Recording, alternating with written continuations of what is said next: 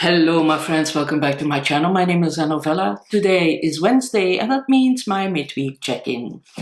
I just finished Brothers Karamazov or Karamazov or I don't know, I'm not Russian, but I think you know that it's by Dostoevsky.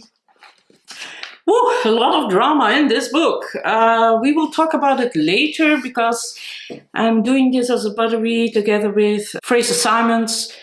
Miss reads a lot, and I believe that also Greg is joining us and Ollie. And I have to process it. But for me, 50 pages a day was a bit too slow. By the time I got back into it, I had to stop already, so I waited a bit and then I rushed through 100 pages, and that was better. That worked better for me, so I was more gripped by the story. Now,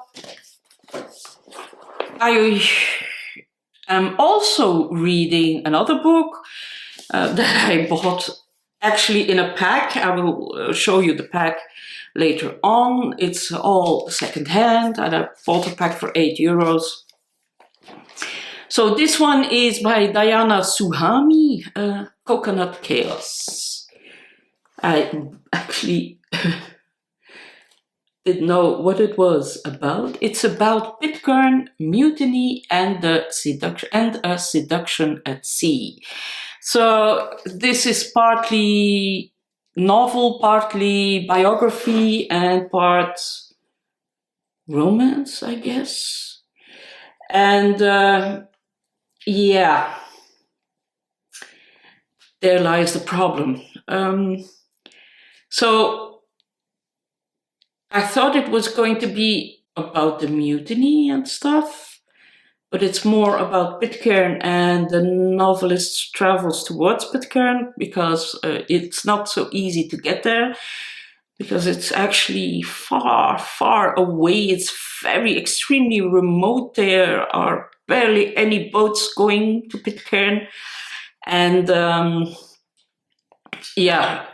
are also a lot of problems there with the families that live there. A lot of sexual violence and violence in general. So yeah, not the greatest place on earth to live, I believe. But anyway.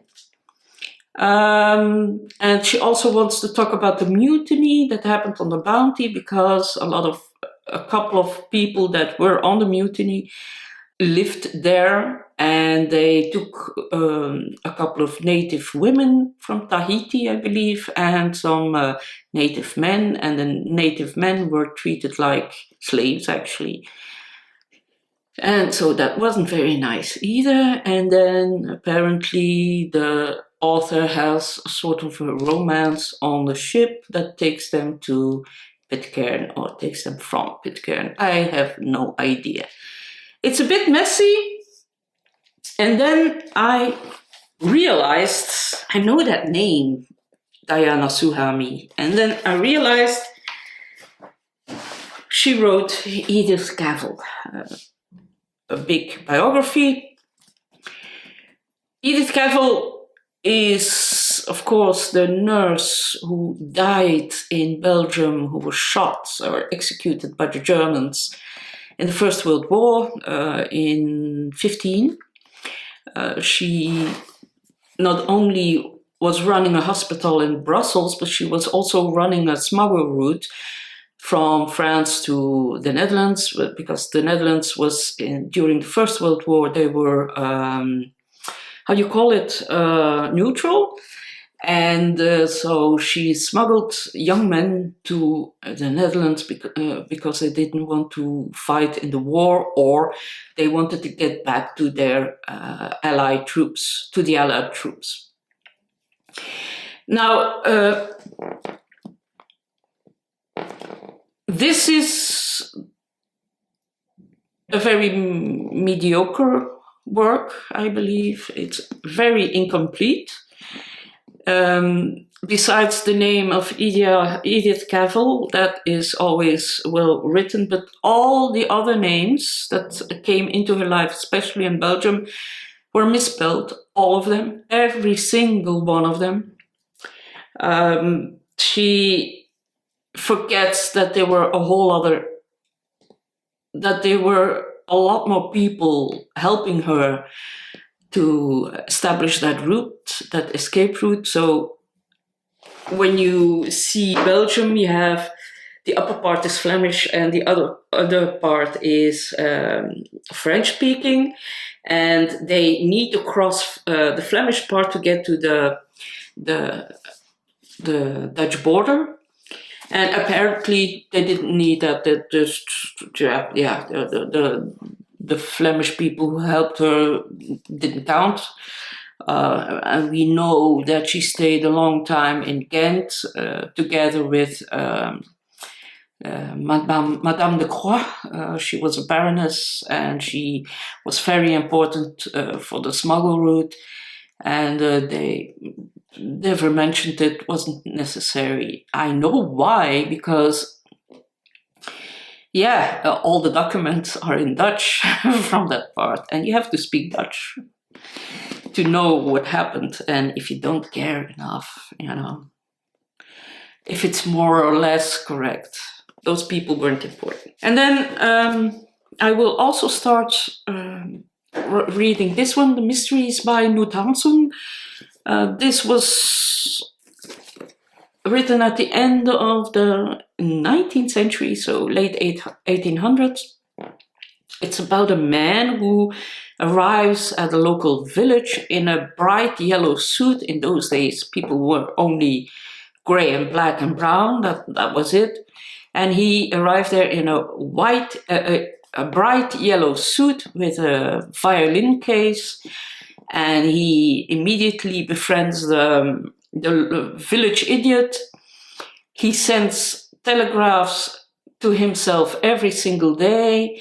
He seduces two women at the same time. And the villagers want to know what he's doing there and what he wants. And and one of the women he seduces is the wife of the reverend. So can't be better. So a lot of drama, I think, and I'm really looking forward to reading this. I love The Hunger so much, so this one will be good too. Then another book that I bought from the same package for €8 is a book that is not known at all in Belgium, and not known at all, and very popular on BookTube. It's A Fine Balance by Rohinton Mistry. So it's about the mid-70s in India during a state of international emergency. 4 people come together, and it's a breathtaking achievement, apparently. Panoramic yet humane, intensely political yet very rich with local detail, and above all, compulsively readable. I really like that. Compulsively readable. Looking forward to that. And then by John Fowles, Magus, the Magus, also classic, a vintage classic. On a remote Greek island, Nicholas Urf finds himself embroiled in the deceptions of a master trickster. As reality and illusion intertwine, Urfe is caught up in the darkest of psychological games. Ooh, sounds really good.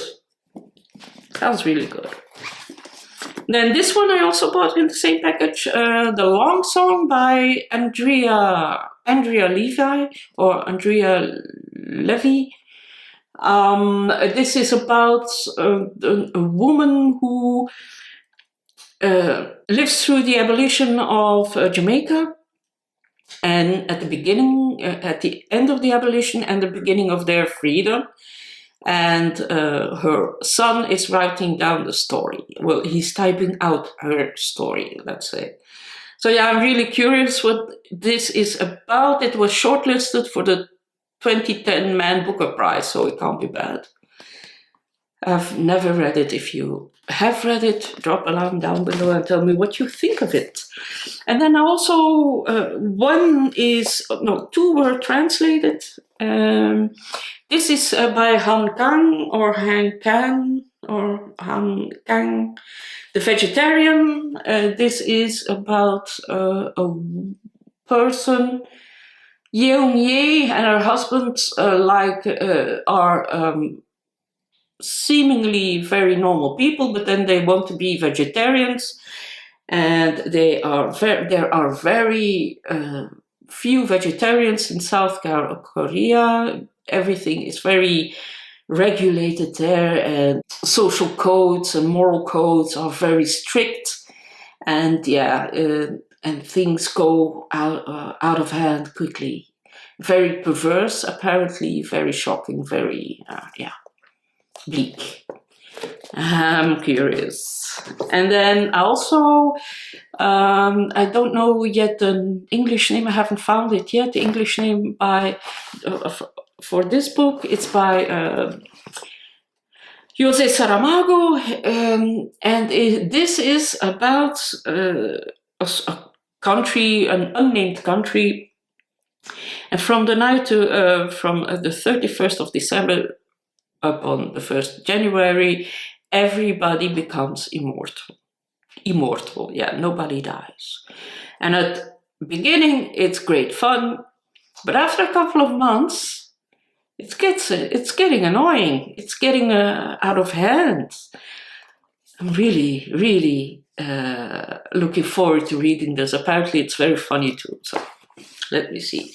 And then this one was a winner of the Prix Goncourt in 1993. That's the French literary award, and it's written by Amin Maloof, Leo the African. So this is the real life story of Hassan al-Wazan in the 16th century.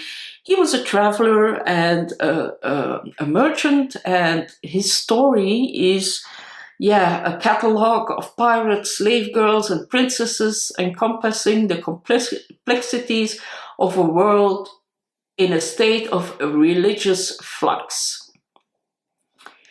Hassan too is touched by the instability of the era, performing his Hajj to Mecca and then converting to Christianity, only to revert to the Muslim faith later in life. Sounds really interesting. And his name was Leo Africanus or Leo Africanus or Leo the African. Really interesting, it seems. So that's it. I hope you have some wonderful things to read. Tell me what you are reading. I would like also to thank all my new subscribers and my old for dropping a comment now and then. I think it's great fun. I get some great reading tips, and I love it. Thank you for watching, and I see you on Friday. Bye-bye!